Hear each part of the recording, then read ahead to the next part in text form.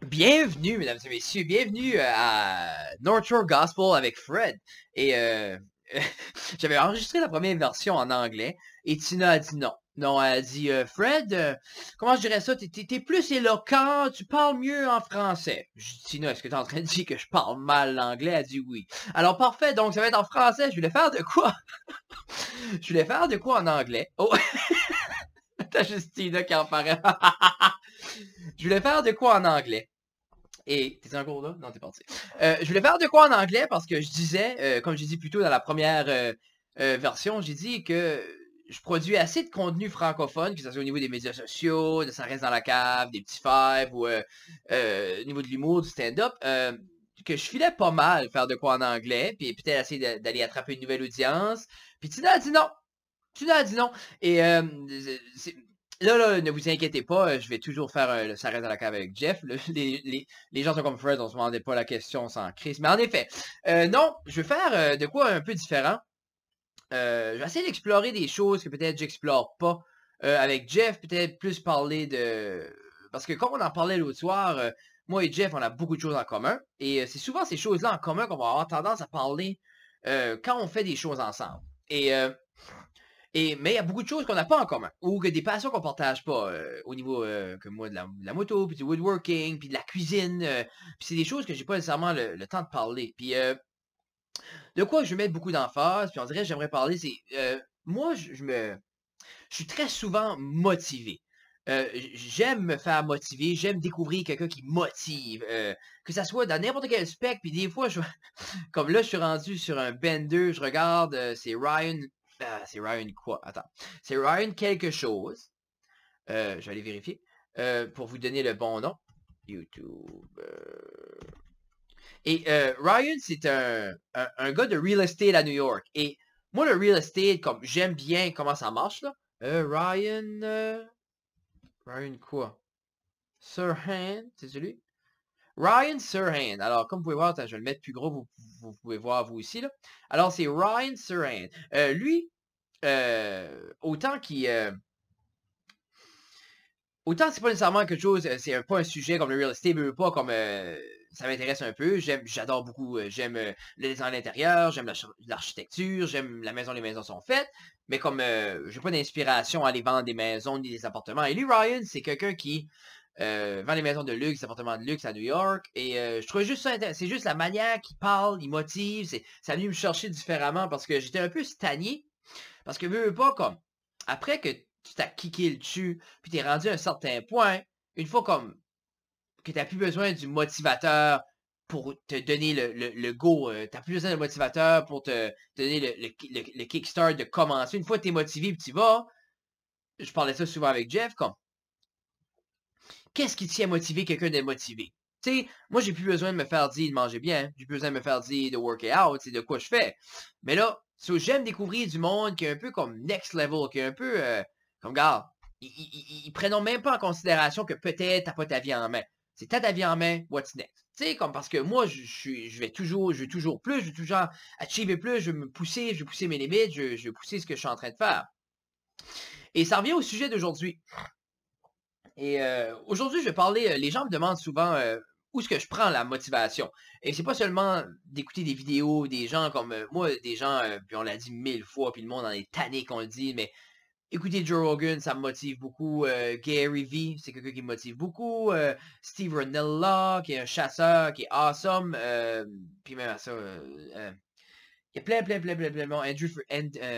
Andy Frisella, puis il y a beaucoup de gens qui me motivent. Même Danny Dixon est rendu un motivateur. Tu sais, comme tout le monde est un motivateur. Je veux être un motivateur. Je veux rien que dire ce qui fonctionne pour moi. Et comme je parlais de ça un peu avec Tina, et je pense que la grosse problématique avec les gens, c'est qu'ils ont tendance à vouloir aller directement au but final. Alors, on se fait dire, mettez-vous des buts, mettez-vous des buts. Mais si mon but, c'est de work out 5 fois par semaine, puis que je commence ma semaine en disant je vais work out 5 fois, puis je work out 5 fois, je vais être brûlé. Tu vas être brûlé parce que c'est pas réaliste. C'est pas réaliste que tu work out 5 fois pour quelqu'un qui a jamais worké out, ou quelqu'un qui a pas l'habitude de work out. Même si tu veux juste faire de la skip. Parce que tu changes complètement la manière de faire les choses. Puis c'est pas la bonne manière. Parce, parce que tu vas te brûler, tu vas te tanner, puis tu vas arrêter. Puis par la suite, tu vas recommencer, puis tu vas encore recommencer avec ta manière qui fait aucun sens. Puis ça, je le parle d'expérience. Ça m'a pris des années à développer une manière de manger comme je mange, de manger bien, puis de manger bien chaque jour. Ça m'a pris des années, workout chaque jour. Puis c'est des hauts, puis des bas, puis c'est qu'importe. Puis aujourd'hui, je workout 4 à 5 fois par semaine. Puis c'est pas, c'est pas un questionnement. Je me questionne pas si je vois, c'est juste je le fais, puis c'est ça. Ça, c'est plus qu'une routine, c'est une habitude de vie. Mais souvent, les gens me demandent où est-ce que je prends la drive, où est-ce que, pourquoi, tu sais, comme parce que les gens me voient faire certaines choses, que ce soit le podcast, que je fais du stand-up, prends soin de la famille, j'aide beaucoup avec l'impro, j'adore, c'est de quoi qui me tient à cœur, l'impro dans la région, etc., etc., etc. Où est-ce que je prends le temps? Euh, c'est toute une habitude. C'est l'affaire, puis là, comme le time management, puis tout ça, puis j'irai pas dans les lits, puis les petites listes. On va aller là dans les petites listes, mais en attendant, je vais partager que c'est la première chose que moi qui m'a drivé. La première chose, pas qui m'a drivé, la première chose que j'ai faite, qui a été comme mon turning point au niveau de prendre responsabilité puis de vouloir faire les choses, puis c'est colon, mais c'est les plantes. OK, là tu dis Fred, les plantes. On a toutes des plantes. Oui, on a toutes des plantes. C'est correct. Puis si tu prends soin des plantes, t'es awesome parce que de ma perspective, you got it dialed in. Mais moi, j'avais de la misère à rester focusé. J'avais de la misère à dire, je vais faire ça à chaque jour. Même encore aujourd'hui sur certaines choses. Quand tu veux introduire quelque chose de nouveau, comme exemple, l'autre jour, je voulais... quand j'étais diagnostiqué avec la sclérose, je me suis dit, je vais écrire un journal. J'ai écrit un journal pendant 1 an, chaque jour. J'ai écrit une semaine chaque jour, j'ai arrêté. J'ai écrit une semaine chaque jour, j'ai arrêté. Comme là, j'ai pas encore écrit dedans cette semaine parce que c'était irréaliste pour moi d'écrire chaque jour parce que c'est pas routinier. C'est de quoi que je devais me rappeler. Puis chaque nouvelle chose, éventuellement, va devenir routinier, va devenir quelque chose que tu n'as pas besoin de te rappeler. Mais, par exemple, comme là, je l'ai diminué pour moi, quelque chose de plus réaliste, qu'une fois par semaine, j'écris dedans. Et c'est pas ce que j'avais envisagé au début, mais c'est meilleur que pas le faire pantoute pour moi. Puis ça revient aux plantes. J'adore les plantes. OK? J'ai pas comme là, si je pourrais vous tourner, là, j'ai plein de plantes sur le côté de la fenêtre. Là, je peux en montrer quelques-unes. C'est des plantes. C'est rien d'excitant. C'est des plantes. Par exemple, j'ai acheté la première plante à Gabi ici. C'est sa plante. Et elle s'appelle Dawn. C'est marqué dessus. Elle s'appelle Dawn. Et c'est un peu pour apprendre la prochaine leçon à Gabi. Puis ça, c'est la plante à Béatrice. Et ça, c'est ma mère, Nicole, qui l'a planté quand Béatrice est née. Et on a mis son petit bracelet d'hôpital sur la tige. Donc, quand Béatrice va être capable de faire autre chose que baver et crier, ben, peut-être je peux lui apprendre à prendre soin d'une plante. Mais, puis là, je suis pas en train de dire que c'est bulletproof, ce que je dis. Mais je dis que une plante, tu peux avoir un meilleur starter point, une plante, pour prendre, puis mettre tes choses en ordre. Parce qu'une plante, ça a besoin, exemple, prends une plante qui a besoin d'être, tu sais, un petit peu de soleil, puis l'arroser 1 fois par semaine. Tu sais, c'est ce plante-là que tu commences avec. Puis, moi, j'ai acheté une plante quand j'ai acheté la maison. Elle est morte 27 fois, la plante, OK? Elle est morte à la revue, elle est morte à la revue. Puis là, il y en a qui disent, putain, je devrais pogner un poisson rouge. Je fais non. Parce que quand le poisson rouge va mourir, parce qu'il va mourir, ton poisson, parce que tu l'auras pas nourri ou t'auras pas nécessairement lavé son bocal, chose qu'on a appris dur dans la maison des guitares avec Gabriel. Mais prends une plante. Puis ta plante, t'as un commitment. Mettre de l'eau 1 fois par semaine. Pensez la mettre devant une vitre. OK? Pas trop, juste assez. Tu vas-tu l'arroser chaque semaine? Good! Si tu l'arroses chaque semaine, c'est ton baby step towards un plus gros goal. Puis, c'est un peu comme une simulation de goal, parce que c'est comme j'ai. Si tu vas aller au gym, commence par une fois. Va pas deux. Va pas deux. Ça va venir. Chase pas le end goal tout de suite. Chase le momentum pour te rendre au end goal. Chase, pense pas à la dernière step quand t'es à la step numéro 1. C'est une perte de temps. C'est pour ça que le monde se décourage puis se perd là-dedans. C'est parce que les gens vont tout de suite end goal, je vais être slim là.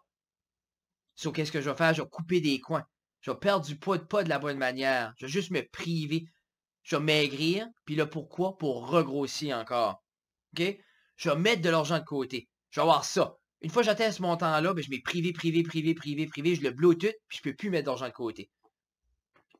C'est meilleur mettre 20$ par jour, tout le temps, que te priver, te cacher de mettre tout ça, puis tout le blower, puis t'as aucune éthique de travail. Tu t'as juste privé, puis t'es tanné. Faut jamais tu fais de quoi que t'es pas prêt à faire le restant de ta vie. Moi, ça, c'est ma perspective. Bien manger, workout, je m'aligne autant que mon cours, jusqu'à temps mon cours me le permettra plus, je vais le faire. D'autres bonnes habitudes, puis on ira peut-être un peu plus tard, mais revenez à la plante. La plante, là, elle va mourir. Tu vas la rehausser. Il y a une semaine, tu vas oublier. Mais quand ça va devenir qu'à chaque semaine, c'est presque un automatisme pour toi d'aller nourrir ta plante, t'as pas une deuxième plante. Puis je trouve que c'est une belle simulation parce que ça te pratique exactement comme... C'est le même principe aller au gym, ça t'apprend les baby steps. Puis comment ça peut être gratifiant. Puis comment ça peut être beau, parce que moi, ces plantes-là, c'est on est 10, 1, 2, 3, on a plus que 10 plantes. C'est rendu ma routine. Ils sont un peu partout parsemés dans la maison, puis je les nourris une fois par semaine. Il y en a, tu sais, comme on veut pas, il y en a que c'est 2 fois par semaine, il y en a qu'il faut qu'ils soient nourris, il y en a qu'il faut qu'ils soient trimés, il y en a qui prennent du soleil, il y en a qui prennent pas de soleil, j'en ai dans la cage, j'en ai en haut, j'en ai partout. Je trouve ça beau, mais ça prend de l'entretien. Mais je ne veux pas acheter 10 plantes d'une shot. J'ai acheté une plante. J'en voulais plein des plantes. Mais c'est stupide d'acheter 10, j'aurais oublié. J'aurais oublié une d'un coin quelque part parce que j'aurais pas été habitué ou j'aurais juste oublié toute la gang. So, le meilleur start, si t'es pas sûr puis tu veux tester, puis t'es pas sûr, t'es prêt à tester avec toi-même, va pas acheter un chien. Va acheter une plante. Prends une plante, prends soin de la plante. Donne-toi un commitment, OK? Un commitment envers la plante.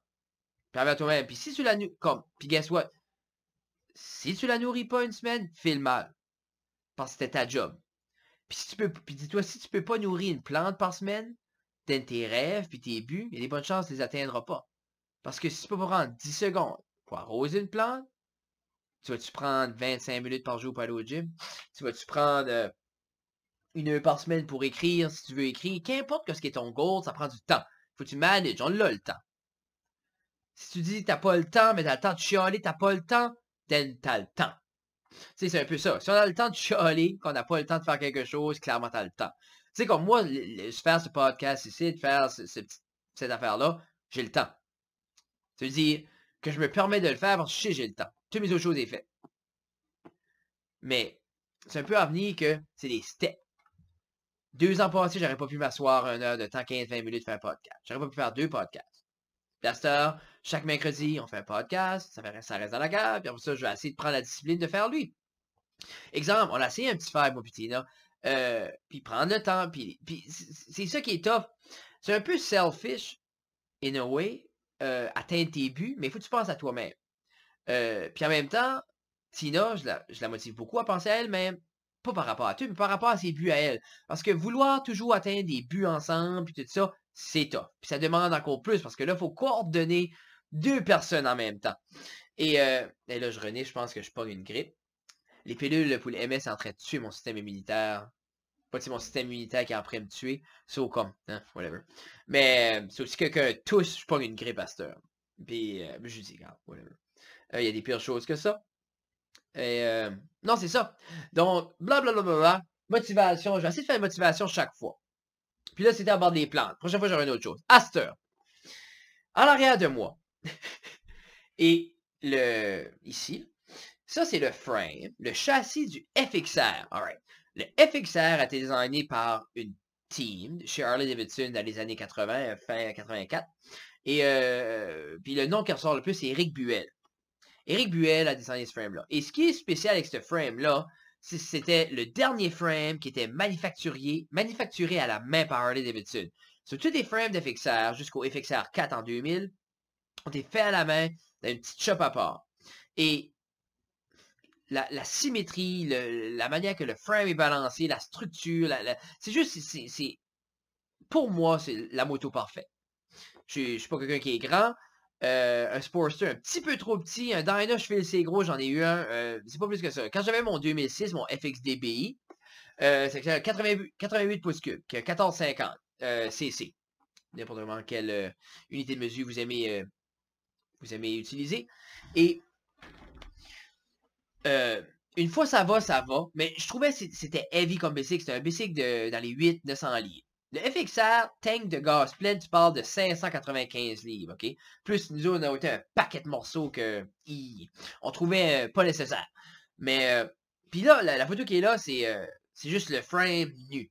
Puis il y a toutes les mesures, tout ça. C'est comme le blueprint, si on viendrait, exemple, c'est une photo comme ça qu'ils ont eu pour le designer, puis, ou quand c'est le temps de l'assemblage, c'est tous les specs, ou qu'importe. Et pour moi, c'est de quoi qui est important parce que j'aime l'aspect mécanique des choses. J'aime l'assemblage, puis je crois que... Ce qui est le fun,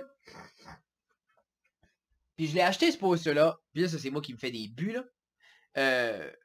J'ai remonté le mien, moi j'ai un 92, Kevin a un 93, c'est deux FXRS.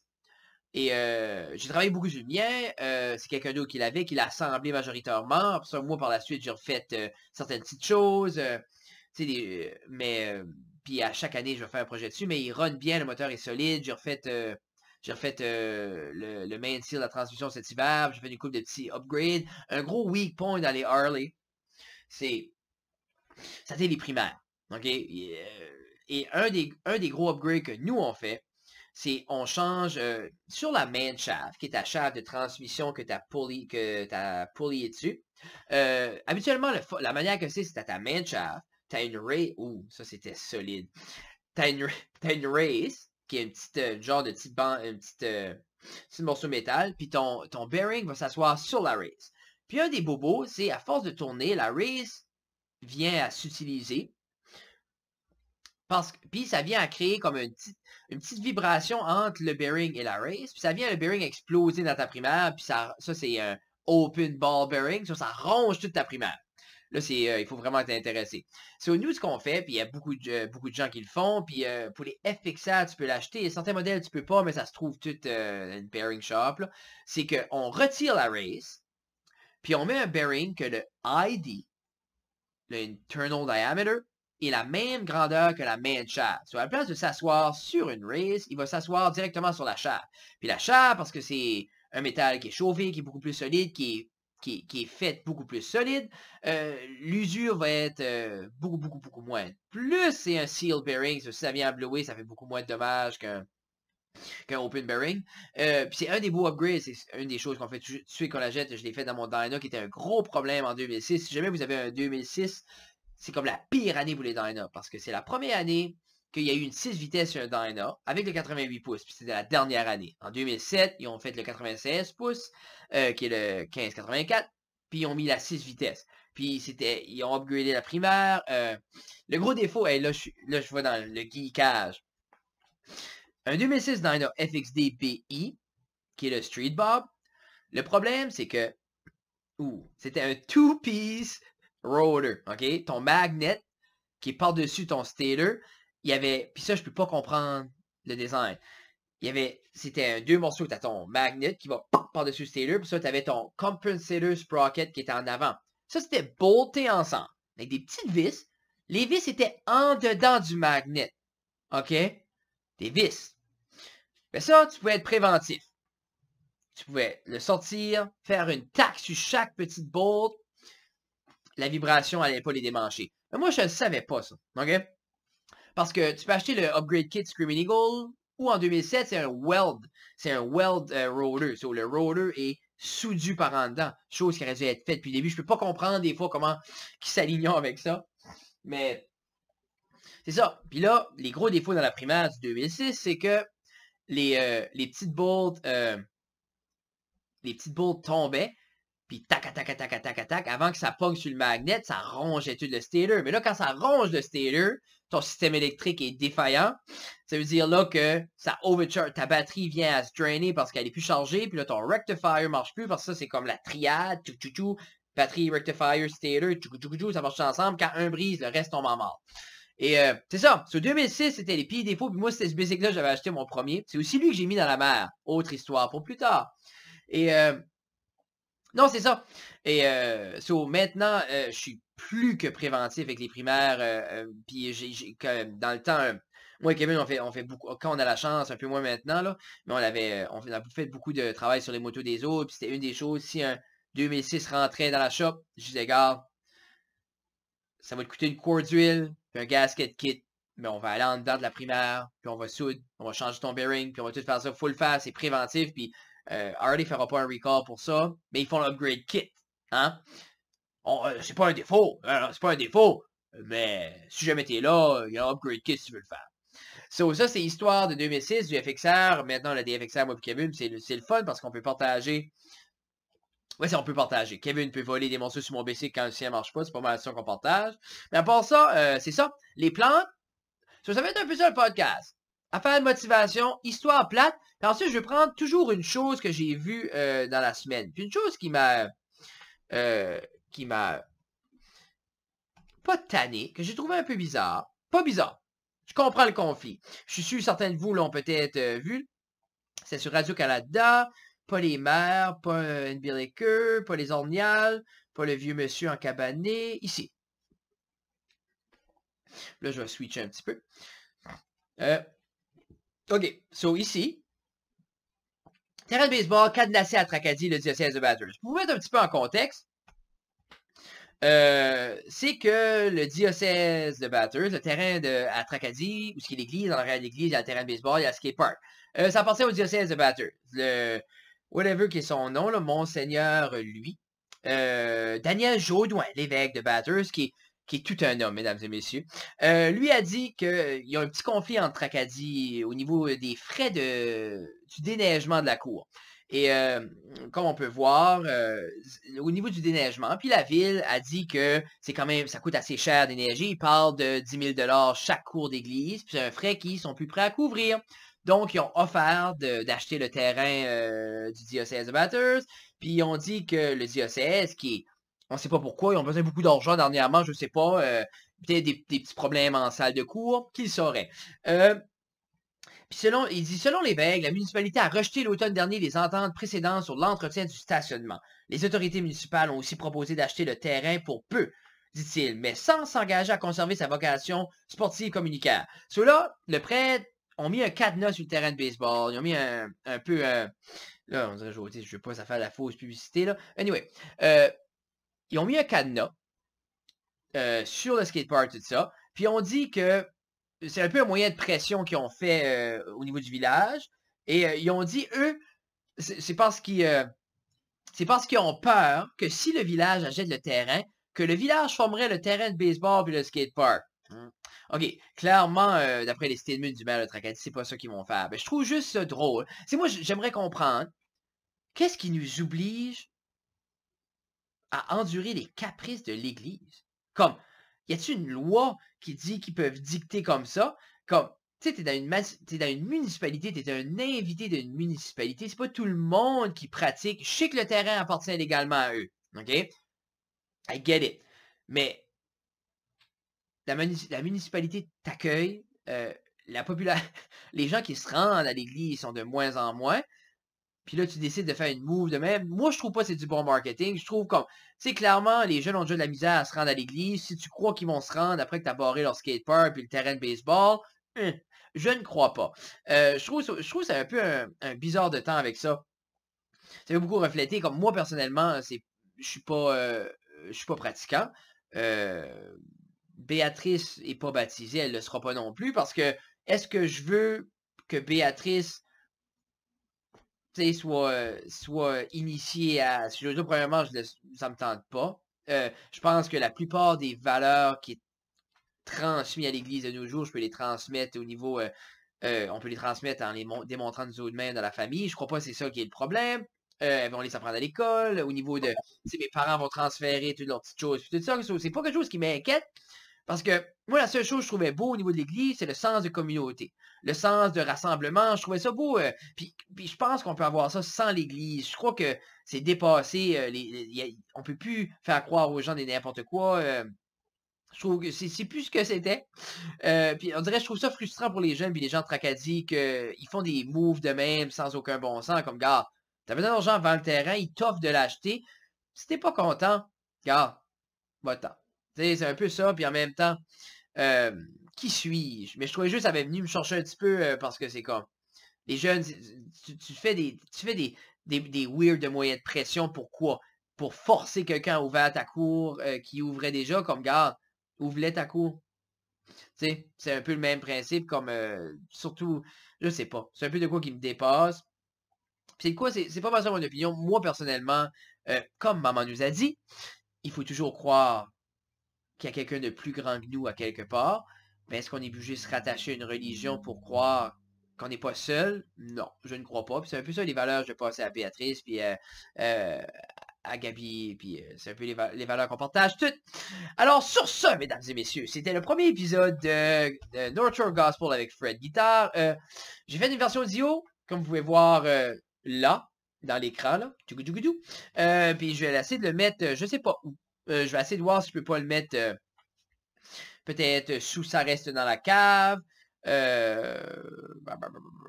C'est ça. Peut-être je vais le mettre sous l'étiquette ça reste dans la cave. Je vais demander à Jeff si je peux pas l'uploader. Par la suite, je vais uploader ça sur notre channel YouTube et je vais le mettre la vidéo sur Facebook aussi. Je vous aime beaucoup. Bye bye bye bye bye. Bra bra. Je vous aime.